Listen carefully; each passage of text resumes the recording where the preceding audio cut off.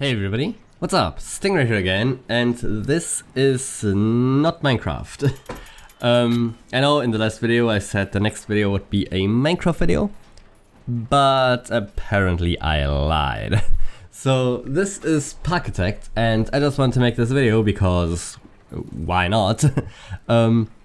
Basically I've just finished this scenario, Honey Hills, and side note, it is July of year 1 and I've already finished the scenario, so yeah. And also keep in mind that you have to keep all of these values up for 3 months. So the first time that I actually got the got all the goal requirements was in April, so like 3 months in, and then I just had to hold it for 3 months.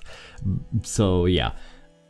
Definitely one of the easiest scenarios I've played in this game so far, but that's not the point. The point is that this has gotta be the most fun scenario that I've played so far. Not because it was so easy, but just because of, well, mostly the terrain, I think.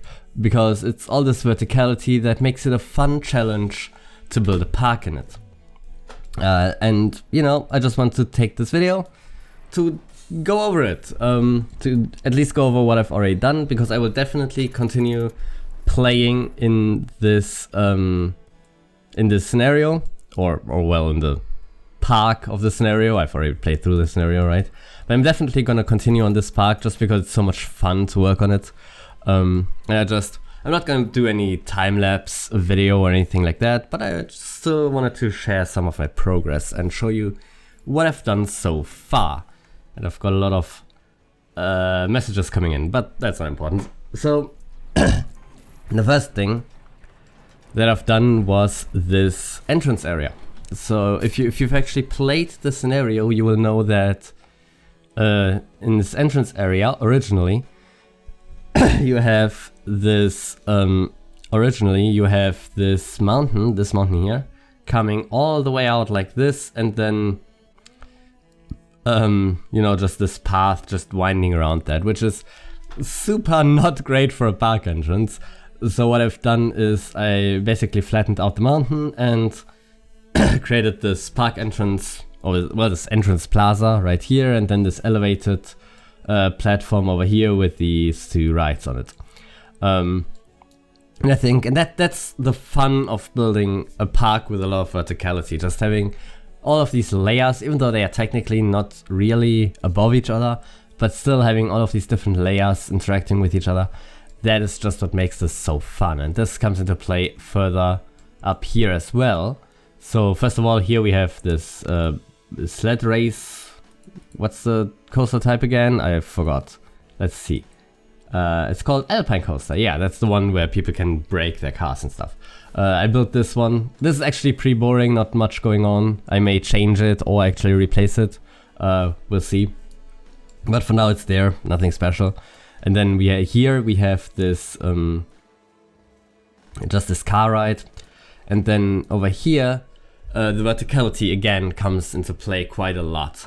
Because this is actually flattened out by me. Originally this valley goes, you know, it just continues this mountain line and then goes around and all the way to where this little hedge ends. And then the shore of this little lake was actually part of the valley. So the valley went all the way around here, like this and like this. And then I flattened this out to create space for this little coaster here. And that's part of the challenge, because without flattening this out, building anything in that area would have been pretty difficult. So that's part of the fun challenge, because this now created this wall, and I could fill all of this in, but that would be boring. Then I wouldn't have any verticality. It would just be a flat plane like all of the other parks. That would be pretty boring.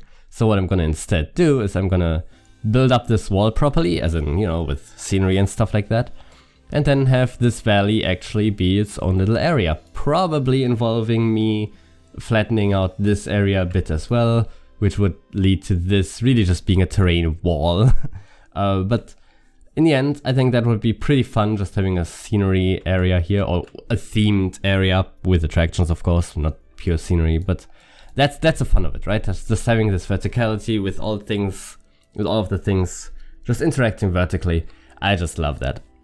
And I just love to continue doing that, and that's why I'm gonna continue playing on this park. So over here we have Bumblebee, that is the coaster that's already in the park from the beginning, that the scenario just gives you for free. And this is the only thing that's not connected to the rest of the park. If you take a look at the rest, even though most of it is not 100% finished yet, everything is connected, right? All of it is like just perfectly. You have one area here, and they are just neatly connected.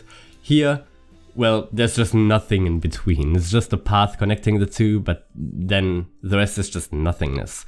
And that's obviously gotta change. Obviously, I gotta do something in here, which will probably involve a ride station bridging over this path, which again, verticality, yay, interesting. And yeah.